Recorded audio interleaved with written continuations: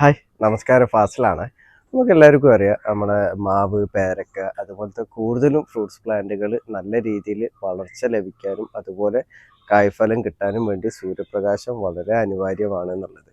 കാരണം സൂര്യപ്രകാശം കറക്റ്റായിട്ട് കിട്ടിയിട്ടില്ല എന്നുണ്ടെങ്കിൽ മാവുകളൊക്കെ കാര്യമായിട്ടുള്ള വളർച്ചയിലും എത്തൂല, അതുപോലെ പൂവിട്ട് കായ്ക്കുകയും ഇല്ല. അപ്പോൾ സൂര്യപ്രകാശം ഇതുപോലത്തെ ഫ്രൂട്ട്സ് പ്ലാന്റുകൾക്ക് വളരെ അനിവാര്യമാണ്. നമ്മളിൽ കാര്യമായിട്ട് സൂര്യപ്രകാശം തട്ടാത്ത സ്ഥലങ്ങളും ഉണ്ടാവും. നമ്മൾ ചിലരുടെ വീട്ടിലൊക്കെ കാര്യമായിട്ട് സൂര്യപ്രകാശം തട്ടൂല. അപ്പോൾ അങ്ങനത്തെ സ്ഥലങ്ങളിലും നട്ടുപിടിപ്പിക്കാൻ പറ്റിയ ഒരുപാട് ഫ്രൂട്ട്സ് പ്ലാന്റുകളുണ്ട്.